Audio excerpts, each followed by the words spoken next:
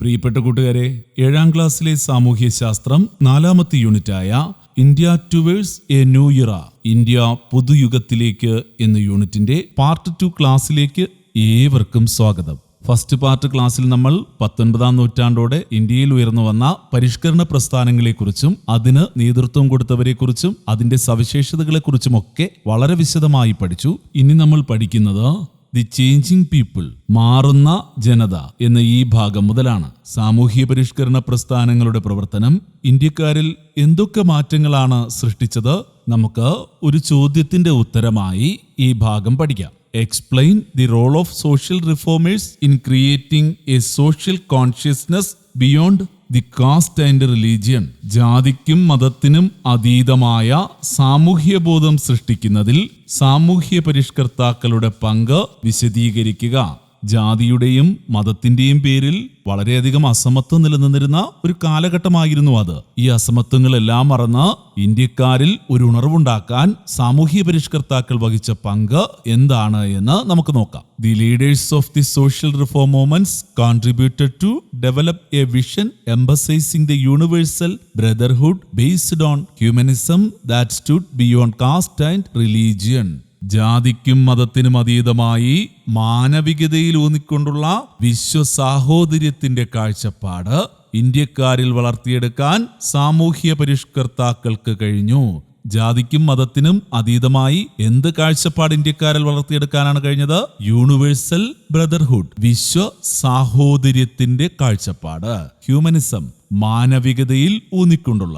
അപ്പോൾ ജാതിക്കും മതത്തിനും അതീതമായി മാനവികതയിൽ ഊന്നിക്കൊണ്ടുള്ള വിശ്വസാഹോദര്യത്തിന്റെ കാഴ്ചപ്പാട് ഇന്ത്യക്കാരിൽ വളർത്തിയെടുക്കാൻ സാമൂഹ്യ പരിഷ്കർത്താക്കൾക്ക് കഴിഞ്ഞു. അടുത്ത പോയിന്റ്, എല്ലാ സോഷ്യൽ റിഫോമേഴ്സും എന്തിനാണ് കൂടുതൽ പ്രാധാന്യം നൽകിയത്? All the reformers gave emphasis to the importance of education and established educational institutions. എല്ലാ പരിഷ്കർത്താക്കളും വിദ്യാഭ്യാസത്തിന്റെ പ്രാധാന്യമൂന്നി പറഞ്ഞു. അവർ പുതിയ വിദ്യാലയങ്ങൾ സ്ഥാപിച്ചു. വിദ്യാഭ്യാസത്തിന്റെ പ്രാധാന്യമൂന്നി പറഞ്ഞ് ഒരുപാട് വിദ്യാലയങ്ങൾ സ്ഥാപിച്ചതോടെ ഇന്ത്യയിൽ വിദ്യാഭ്യാസ പുരോഗതിയുണ്ടായി. Next point, they reminded Indians of their rich cultural heritage and thereby developed self-respect and national pride.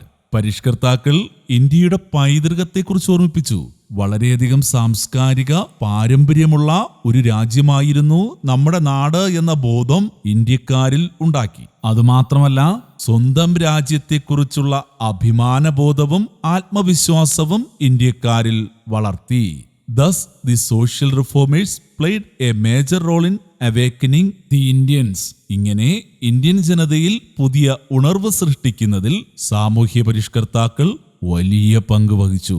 വളരെ പ്രധാനമായും നമ്മൾ ഓർമ്മിച്ചു വെക്കേണ്ട ഒരു കാര്യം, ജാതിക്കും മതത്തിനും അതീതമായി യൂണിവേഴ്സൽ ബ്രദർഹുഡ്, വിശ്വസാഹോദര്യത്തിന്റെ കാഴ്ചപ്പാട് ഇന്ത്യക്കാരിൽ വളർത്തിയെടുക്കാൻ സാമൂഹ്യ പരിഷ്കർത്താക്കൾക്ക് കഴിഞ്ഞു എന്നുള്ളതാണ്. ഇനി ഈ യൂണിറ്റിലെ വളരെ പ്രധാനപ്പെട്ട ഒരു ഭാഗമാണ് എമർജൻസ് ഓഫ് നാഷണലിസം. ദേശീയ ബോധം വളരുന്നു. ആദ്യം നമുക്ക് എന്താണ് ഇന്ത്യൻ നാഷണലിസം, ഇന്ത്യൻ ദേശീയത എന്ന് നോക്കാം. ടെക്സ്റ്റ് ബുക്കിൽ തന്നെ അതിന്റെ ആൻസർ ഉണ്ട്. What is Indian nationalism? എന്താണ് ഇന്ത്യൻ ദേശീയത? Indian nationalism is the sense of oneness beyond religious, linguistic and regional diversities. എന്താണ് ഇന്ത്യൻ ദേശീയത? മതപരവും ഭാഷാപരവും പ്രാദേശികവുമായ വൈവിധ്യങ്ങൾക്കപ്പുറം എല്ലാ ഇന്ത്യക്കാരും ഒന്നാണെന്ന ബോധമാണ് ഇന്ത്യൻ ദേശീയത. അതായത് മറ്റെന്തിനേക്കാളും ഉപരിയായി ഇന്ത്യക്കാരെല്ലാം ഒന്നാണെന്ന ബോധമാണ് ഇന്ത്യൻ നാഷണലിസം. ഇന്ത്യക്കാരിൽ നാഷണലിസം, ദേശീയത വളരാനിടയാക്കിയ സാഹചര്യങ്ങൾ എന്താണെന്നറിയാമോ? What were the factors responsible for the development of nationalism among Indians? ഇന്ത്യക്കാർക്കിടയിൽ ദേശീയതയുടെ വളർച്ചയെ സഹായിച്ച ഘടകങ്ങൾ എന്തൊക്കെയായിരുന്നു? ആ കാലത്ത് ഇന്ത്യയിൽ രൂപപ്പെട്ട രാഷ്ട്രീയ സാമ്പത്തിക സാഹചര്യങ്ങളൊക്കെ ദേശീയത വളരുന്നതിന് സഹായകമായി. അവ എന്തൊക്കെയാണ് എന്ന് നമുക്ക് നോക്കാം. The British conquered princely states and unified India politically. ബ്രിട്ടീഷുകാർ നാട്ടുരാജ്യങ്ങളെ കീഴ്പ്പെടുത്തി ഒറ്റ ഭരണത്തിൻ കീഴിലാക്കി രാഷ്ട്രീയമായി ഇന്ത്യയെ ഏകീകരിച്ചു. ഇങ്ങനെ നാട്ടുരാജ്യങ്ങളെ കീഴ്പ്പെടുത്തി ഒറ്റ ഭരണത്തിൻ കീഴിലാക്കി ബ്രിട്ടീഷുകാർ ഇന്ത്യയെ രാഷ്ട്രീയമായി ഏകീകരിച്ചത് ഒരൊറ്റ ജനതയാണ് എന്നുള്ള ഒരു ബോധ്യം ഇന്ത്യക്കാരിൽ ഉണ്ടാകാൻ കാരണമായി. Next point, the economic exploitation of the British government created an anti British attitude among Indians. നമ്മൾ കഴിഞ്ഞ യൂണിറ്റിൽ വളരെ വിശദമായി പഠിച്ചതാണ് ബ്രിട്ടീഷുകാർ ഇന്ത്യയെ ഏതെല്ലാം തരത്തിൽ ചൂഷണം ചെയ്തു എന്ന്. അപ്പോൾ ബ്രിട്ടീഷ് ഗവൺമെന്റിന്റെ സാമ്പത്തിക ചൂഷണം ഇന്ത്യക്കാരിൽ പൊതുവെ ബ്രിട്ടീഷ് വിരുദ്ധ മനോഭാവം വളർത്തി. ബ്രിട്ടീഷുകാർ ഇന്ത്യയെ സാമ്പത്തികമായി ചൂഷണം ചെയ്തത് ജനങ്ങൾക്ക് ബ്രിട്ടീഷുകാരോട് എതിർപ്പുണ്ടാകാൻ കാരണമായി. ഇതും ഇന്ത്യക്കാർക്കിടയിൽ ഒരു ദേശീയ ബോധം ഉണ്ടാകാൻ കാരണമായി. Next point, the spread of English education and the development in transport and communication brought the people together. English വിദ്യാഭ്യാസത്തിന്റെ വ്യാപനവും ഗതാഗത വാർത്താവിനിമയ സൗകര്യങ്ങളുടെ വളർച്ചയും വിവിധ ജനവിഭാഗങ്ങളെ ഒരുമിപ്പിച്ചു. ഗതാഗത സൗകര്യവും വാർത്താവിനിമയ സൗകര്യവും വർദ്ധിച്ചതോടെ ഇന്ത്യക്കാർക്ക് പരസ്പരം ആശയവിനിമയം നടത്തുവാനും പരസ്പരം കണ്ടുമുട്ടാനുമൊക്കെയുള്ള സാധ്യതകൾ വർദ്ധിച്ചു. അതുപോലെ തന്നെ ഇംഗ്ലീഷ് വിദ്യാഭ്യാസത്തിന്റെ വ്യാപനവും ഇന്ത്യക്കാരിൽ ദേശീയ ബോധമുണ്ടാകാൻ കാരണമായി. അടുത്ത് പറയുന്നത്, the strategies adopted by the British to suppress the first war of Indian independence created a national consciousness and made people think that they belong to the same country. 1857 റിവോൾട്ടൊക്കെ കഴിഞ്ഞ യൂണിറ്റിൽ നമ്മൾ വളരെ വിശദമായി പറഞ്ഞതാണ്. ഒന്നാം സ്വാതന്ത്ര്യ സമരത്തെ അടിച്ചമർത്തുവാൻ ബ്രിട്ടീഷുകാർ സ്വീകരിച്ച മാർഗം ഇന്ത്യയിലെ ജനങ്ങളെ ഒന്നിപ്പിക്കുവാനും ഒരു രാജ്യത്തിൽ ഉൾപ്പെട്ടവരാണെന്നുള്ള ബോധമുണ്ടാക്കാനും സഹായിച്ചു. ഈ ഘടകങ്ങളെല്ലാം ഒരൊറ്റ ജനതയാണ് ഞങ്ങളെന്ന ബോധം ഇന്ത്യക്കാരിൽ ഉണ്ടാക്കി. ഇന്ത്യക്കാർക്കിടയിൽ ദേശീയതയുടെ വളർച്ചയെ സഹായിച്ച ഘടകങ്ങൾ എന്തൊക്കെയായിരുന്നു എന്ന് എല്ലാവർക്കും മനസ്സിലായല്ലോ. വളരെ പ്രധാനപ്പെട്ട ഒരു ചോദ്യമാണിത്. നോട്ട്ബുക്കിൽ എഴുതിയെടുക്കുക. ഇനി നമ്മൾ പഠിക്കാൻ പോകുന്നത് ദേശീയതയുടെ വളർച്ചയെ സഹായിച്ച സാഹിത്യകാരന്മാർ ആരൊക്കെയാണ് എന്നാണ്. ടെക്സ്റ്റ് ബുക്കിൽ ഈ ബോക്സിൽ ദേശീയതയുടെ വളർച്ചയെ സഹായിച്ച സാഹിത്യകാരന്മാർ ആരൊക്കെയാണ് എന്ന് എഴുതിയിട്ടുണ്ട്. അവർ ആരൊക്കെയാണ് എന്ന് നമുക്ക് പഠിക്കാം. നയം the writers instrumental in the development of nationalism. ദേശീയതയുടെ വളർച്ചയെ സഹായിച്ച എഴുത്തുകാർ ആരെല്ലാം? ആരൊക്കെയാണ്? ബങ്കിം ചന്ദ്ര ചാറ്റർജി, രവീന്ദ്രനാഥ ടാഗോർ, മുഹമ്മദ് ഇക്ബാൽ, ലക്ഷ്മിനാഥ് ബെസ്ബർവ, അൽതാഫ് ഹുസൈൻ. ഈ സാഹിത്യകാരന്മാരെല്ലാം ഇന്ത്യൻ ജനതയിൽ ദേശീയബോധം ഉണ്ടാക്കുന്ന തരത്തിലുള്ള സാഹിത്യകൃതികൾ രചിക്കുകയും ഇന്ത്യക്കാരിൽ ദേശീയബോധം വളർത്തുകയും ചെയ്തു. ദേശീയതയുടെ വളർച്ചയെ സഹായിച്ച സാഹിത്യകാരന്മാർ ആരൊക്കെയാണ്? ബങ്കിം ചന്ദ്ര ചാറ്റർജി, രവീന്ദ്രനാഥ ടാഗോർ, മുഹമ്മദ് ഇക്ബാൽ, ലക്ഷ്മിനാഥ് ബെസ്ബർവ, അൽതാഫ് ഹുസൈൻ. ദേശീയബോധം വളർന്നതോടെ എങ്ങനെയും ബ്രിട്ടീഷ് ഭരണത്തിൽ നിന്ന് മോചനം നേടാനുള്ള ആഗ്രഹം ഇന്ത്യക്കാർക്കിടയിൽ വർദ്ധിച്ചു. ഈ സമയത്ത് സ്വാതന്ത്ര്യത്തിന് വേണ്ടിയുള്ള പല പ്രസ്ഥാനങ്ങളും ഉദയം ചെയ്തു. അവയെക്കുറിച്ചാണ് നമ്മൾ ഇനി പഠിക്കുന്നത്. അതിൽ പ്രധാനപ്പെട്ട ചില സംഘടനകളെ കുറിച്ച് പറയുകയാണ്. ഫോർമേഷൻ ഓഫ് അസോസിയേഷൻസ്, സംഘടനകളുടെ രൂപീകരണം. A number of regional organizations came into existence at various parts of India as a result of this growing awakening. ഇന്ത്യക്കാർക്കിടയിലുണ്ടായ ഉണർവിന്റെ ഫലമായി ഇന്ത്യയുടെ പല ഭാഗങ്ങളിലും പ്രാദേശിക സംഘടനകൾ രൂപം കൊണ്ടു. അവ ഏതൊക്കെയാണ്? Madras Native Association, Poona Sarvajanik Sabha and Indian Association were a few among dum.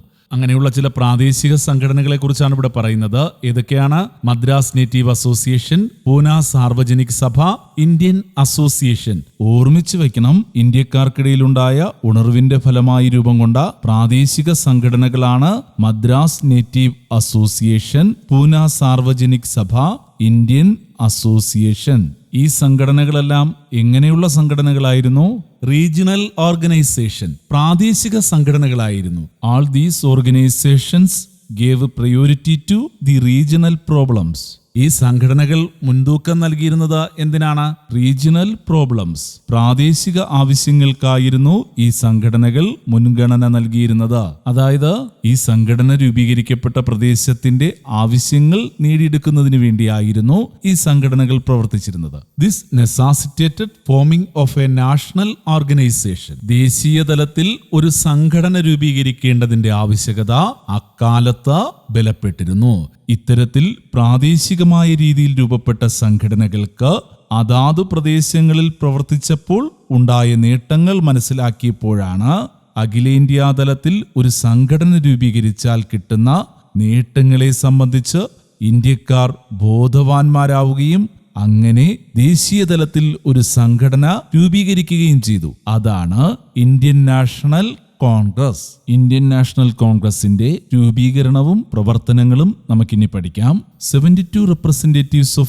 various organizations across India assembled in the vast auditorium of Tejpal Sanskrit College, Bombay on 28 December 1885. Indian national കോൺഗ്രസിന്റെ ആദ്യത്തെ സമ്മേളനത്തെക്കുറിച്ചാണ് ഇവിടെ പറഞ്ഞിരിക്കുന്നത്. 1885 ഡിസംബർ 28 ബോംബെയിലെ തേജ്പാൽ സംസ്കൃത കോളേജിലെ വിശാലമായ മുറിയിൽ ഇന്ത്യയുടെ വിവിധ പ്രദേശങ്ങളിൽ നിന്നുള്ള 72 പേർ ഒത്തുകൂടിയിരുന്നു. ഇന്ത്യൻ നാഷണൽ കോൺഗ്രസിന്റെ ആദ്യത്തെ സമ്മേളനത്തിൽ പങ്കെടുത്തത് എത്ര പേരായിരുന്നു? വിവിധ സംഘടനകളിൽ നിന്നുള്ള 72 പ്രതിനിധികളായിരുന്നു പങ്കെടുത്തത്. എവിടെയാണ് പങ്കെടുത്തത്? ബോംബെയിലെ തേജ്പാൽ സാൻസ്ക്രിറ്റ് കോളേജിലെ ഓഡിറ്റോറിയത്തിലാണ്. എന്നാണ്? On 28 December 1885. 1885 December 28 They were of diverse attire, religion and language. അവർ പല വേഷക്കാരും പല മതക്കാരും പല ഭാഷക്കാരുമായിരുന്നു. ഇതിൽ നിന്ന് നമുക്ക് എന്താണ് മനസ്സിലാക്കാൻ കഴിയുന്നത്? പല വേഷക്കാർ, പല മതക്കാർ, പല ഭാഷക്കാർ. അതായത് ഇന്ത്യയുടെ പല ഭാഗങ്ങളിൽ നിന്നുള്ളവരായിരുന്നു അവർ. അതുകൊണ്ടാണ് വ്യത്യസ്തമായ വേഷവും വ്യത്യസ്തമായ ഭാഷയും ഉണ്ടായിരുന്നത്. അതുപോലെ തന്നെ പല മതത്തിൽ നിന്നുള്ളവരും ഈ സമ്മേളനത്തിൽ പങ്കെടുത്തു. ജാതിമത പ്രാദേശിക വ്യത്യാസമില്ലാതെ ഇന്ത്യയുടെ സ്വാതന്ത്ര്യത്തിന് വേണ്ടി എല്ലാ പേരും ആഗ്രഹിച്ചിരുന്നു എന്ന് ഈ സമ്മേളനത്തിൽ നിന്ന് നമുക്ക് മനസ്സിലാക്കാൻ കഴിയും. ഈ സമ്മേളനത്തിന് അധ്യക്ഷൻ ആരായിരുന്നു എന്നറിയാമോ? W.C. Banerjee presided over this meeting initiated by the former British civil servant A.O. Hume.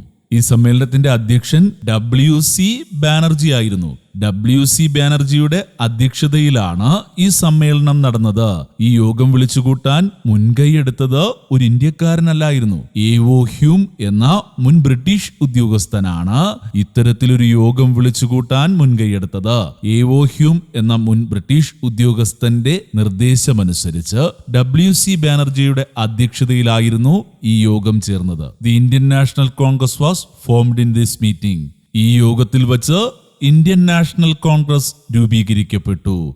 അപ്പോൾ ഇന്ത്യയുടെ സ്വാതന്ത്ര്യത്തിന് വേണ്ടിയുള്ള ഒരു ദേശീയ സംഘടന ഈ യോഗത്തിൽ വച്ച് രൂപം കൊണ്ടു. അതാണ് ഇന്ത്യൻ നാഷണൽ കോൺഗ്രസ്. ആദ്യ യോഗത്തിലെ പ്രസംഗത്തിൽ W.C. ബാനർജി പറഞ്ഞിരിക്കുന്ന ഒരു വാചകം ഇവിടെ നൽകിയിട്ടുണ്ട്. We desire that the administration of India should be further modernised and we be made a part of it. ഇന്ത്യയിലെ ഭരണ സംവിധാനം കുറെ കൂടി പരിഷ്കൃതമാകണമെന്നും നമ്മെയും ഭരണത്തിൽ പങ്കാളികളാക്കണമെന്നും നാം ആഗ്രഹിക്കുന്നു. ഇന്ത്യയിലെ ഭരണത്തിൽ ഇന്ത്യക്കാർക്ക് കൂടി പങ്കാളിത്തം വേണമെന്നാണ് അദ്ദേഹം ആവശ്യപ്പെട്ടത്. നമ്മളിപ്പോൾ പഠിച്ച കാര്യങ്ങൾ കുറച്ചുകൂടി വ്യക്തമായി മനസ്സിലാക്കാൻ നമുക്കൊരു വർക്ക്ഷീറ്റ് കംപ്ലീറ്റ് ചെയ്യാം. ഇന്ത്യൻ നാഷണൽ കോൺഗ്രസിന്റെ രൂപീകരണവുമായി ബന്ധപ്പെട്ട വർക്ക്ഷീറ്റാണ് കംപ്ലീറ്റ് ദി വർക്ക്ഷീറ്റ്. വർക്ക്ഷീറ്റിലെ ആദ്യത്തെ ചോദ്യം, year that the Indian national Congress was formed. Indian national Congress രൂപീകരിച്ച വർഷം. ഇന്ത്യൻ നാഷണൽ കോൺഗ്രസ് രൂപീകരിച്ച വർഷം ഏതാണ്? 1885. 1885 ഇന്ത്യൻ നാഷണൽ കോൺഗ്രസ് രൂപീകരിച്ചത്. അടുത്ത ചോദ്യം, venue of the first meeting of the Indian national Congress. Indian national കോൺഗ്രസിന്റെ പ്രഥമ സമ്മേളനം നടന്ന സ്ഥലം. ഇന്ത്യൻ നാഷണൽ കോൺഗ്രസിന്റെ ആദ്യത്തെ സമ്മേളനം നടന്നത് എവിടെ വെച്ചാണ്? തേജ്പാൽ സാൻസ്ക്രിറ്റ് കോളേജ്, ബോംബെ. ബോംബെയിലെ തേജ്പാൽ സാൻസ്ക്രിറ്റ് കോളേജിൽ വെച്ചാണ് ഇന്ത്യൻ നാഷണൽ കോൺഗ്രസിന്റെ ആദ്യ സമ്മേളനം നടന്നത്. ഇനി അടുത്ത ചോദ്യം, number of the delegates അറ്റൻഡിംഗ് the Congress meeting. കോൺഗ്രസിന്റെ പ്രഥമ സമ്മേളനത്തിൽ പങ്കെടുത്ത പ്രതിനിധികളുടെ എണ്ണം. രാജ്യത്തിന്റെ വിവിധ ഭാഗങ്ങളിലെ വ്യത്യസ്ത സംഘടനകളിലുള്ള എത്ര പേരാണ് ഈ സമ്മേളനത്തിൽ പങ്കെടുത്തത്? 72. 72 പ്രതിനിധികളാണ് പങ്കെടുത്തത്. President of the first session of the Congress. കോൺഗ്രസിന്റെ പ്രഥമ സമ്മേളനത്തിന്റെ അധ്യക്ഷൻ. കോൺഗ്രസിന്റെ പ്രഥമ സമ്മേളനത്തിൽ അധ്യക്ഷൻ ആരായിരുന്നു? WC ബാനർജി. WC ബാനർജി ആയിരുന്നു ഇന്ത്യൻ നാഷണൽ കോൺഗ്രസിന്റെ ആദ്യ സമ്മേളനത്തിന്റെ അധ്യക്ഷൻ. Founder of the Indian national Congress. Indian national കോൺഗ്രസിന്റെ സ്ഥാപകൻ ആരായിരുന്നു ഇന്ത്യൻ നാഷണൽ കോൺഗ്രസ് സ്ഥാപിച്ചത്? എവോ ഹ്യൂം എന്ന മുൻ ബ്രിട്ടീഷ് ഉദ്യോഗസ്ഥനാണ് ഇന്ത്യൻ നാഷണൽ കോൺഗ്രസിന്റെ സ്ഥാപകൻ. ഇനി നമ്മൾ ഇവിടെ പഠിക്കാത്ത ഒരു പ്രധാനപ്പെട്ട ഒരു ചോദ്യമാണ്, the person who suggested the name Indian national Congress for the organisation. ഈ സംഘടനയ്ക്ക് ഇന്ത്യൻ നാഷണൽ കോൺഗ്രസ് എന്ന പേര് നൽകിയത് ആര്? ആൻസർ ദാദാഭായി നവറോജി. ഓർമ്മിക്കേണ്ടത് 1885 ബോംബെയിൽ ചേർന്ന അഖിലേന്ത്യാ സമ്മേളനത്തിൽ രൂപീകരിച്ച സംഘടനയ്ക്ക് ഇന്ത്യൻ നാഷണൽ കോൺഗ്രസ് എന്ന പേര് ഉണ്ടായിരുന്നില്ല.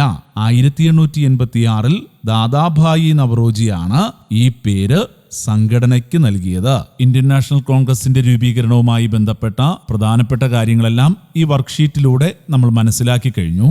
ഇനി നമുക്ക് ഇന്ത്യൻ നാഷണൽ കോൺഗ്രസിന്റെ പ്രധാന ലക്ഷ്യങ്ങൾ എന്തായിരുന്നു എന്ന് പഠിക്കാം. What were the major aims of the Indian national Congress? Indian national കോൺഗ്രസിന്റെ പ്രധാന ലക്ഷ്യങ്ങൾ എന്തായിരുന്നു? ടെക്സ്റ്റ് ബുക്കിൽ തന്നെ അതിന്റെ ആൻസർ കൊടുത്തിട്ടുണ്ട്. ഫസ്റ്റ് എയിം എന്ന് പറയുന്നത് to promote fellow feeling among the volunteers from different parts of the country. ഇന്ത്യയുടെ വിവിധ ഭാഗങ്ങളിൽ നിന്നുള്ള രാഷ്ട്രീയ പ്രവർത്തകർക്കിടയിൽ സൗഹൃദബോധം വളർത്തുക.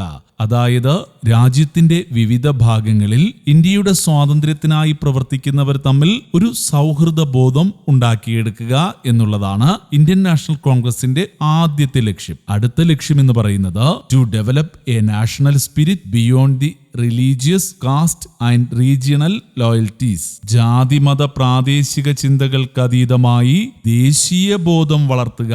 എല്ലാത്തിനും അതീതമായി നമ്മുടെ രാജ്യമാണ് വലുതെന്ന ബോധം ജനങ്ങൾക്കിടയിൽ വളർത്തുക എന്നുള്ളത് ഇന്ത്യൻ നാഷണൽ കോൺഗ്രസിന്റെ മറ്റൊരു ലക്ഷ്യമായിരുന്നു. അതുപോലെ തന്നെ to bring the problems of Indians to the notice of authorities. ഇന്ത്യക്കാരുടെ പ്രശ്നങ്ങൾ അധികാരികളുടെ ശ്രദ്ധയിൽപ്പെടുത്തുക. ഇന്ത്യക്കാർ അനുഭവിക്കുന്ന ബുദ്ധിമുട്ടുകൾ ഭരണാധികാരികളുടെ മുന്നിൽ എത്തിക്കുക എന്നുള്ളതും ഇന്ത്യൻ നാഷണൽ കോൺഗ്രസിന്റെ ലക്ഷ്യമായിരുന്നു. അപ്പോൾ എന്തൊക്കെയായിരുന്നു ഇന്ത്യൻ നാഷണൽ കോൺഗ്രസിന്റെ ലക്ഷ്യങ്ങൾ? To promote fellow feeling among the volunteers from different parts of the country, to develop a national spirit beyond the religious, caste and regional loyalties, to bring the problems of Indians to the notice of authorities. ഇന്ത്യയുടെ വിവിധ ഭാഗങ്ങളിൽ നിന്നുള്ള രാഷ്ട്രീയ പ്രവർത്തകർക്കിടയിൽ സൗഹൃദബോധം വളർത്തുക. ജാതിമത പ്രാദേശിക ചിന്തകൾക്ക് അതീതമായി ദേശീയ ബോധം വളർത്തുക. ഇന്ത്യക്കാരുടെ പ്രശ്നങ്ങൾ അധികാരികളുടെ ശ്രദ്ധയിൽപ്പെടുത്തുക. ഇന്നത്തെ ക്ലാസ് എല്ലാവർക്കും മനസ്സിലായി കാണും എന്ന് വിശ്വസിക്കുന്നു. ഈ യൂണിറ്റിന്റെ സെക്കൻഡ് പാർട്ട് ക്ലാസ് ഇവിടെ അവസാനിക്കുകയാണ്. തുടർന്നുള്ള ഭാഗങ്ങളും തുടർ പ്രവർത്തനങ്ങളുമായി നമുക്ക് അടുത്ത ക്ലാസ്സിൽ കാണാം. ഈ ക്ലാസ് നിങ്ങൾക്ക് ഇഷ്ടപ്പെട്ടു എങ്കിൽ തീർച്ചയായും ലൈക്ക് ചെയ്യുക, ഷെയർ ചെയ്യുക, നിങ്ങളുടെ വിലയേറിയ അഭിപ്രായങ്ങൾ രേഖപ്പെടുത്തുക. ഈ ചാനൽ ആദ്യമായി കാണുന്നവരാണ് എങ്കിൽ ചാനൽ സബ്സ്ക്രൈബ് ചെയ്ത് ബെല്ലൈക്കൺ എനേബിൾ ചെയ്ത് വയ്ക്കുക. അടുത്ത ക്ലാസ്സിൽ നമുക്ക് കാണാം.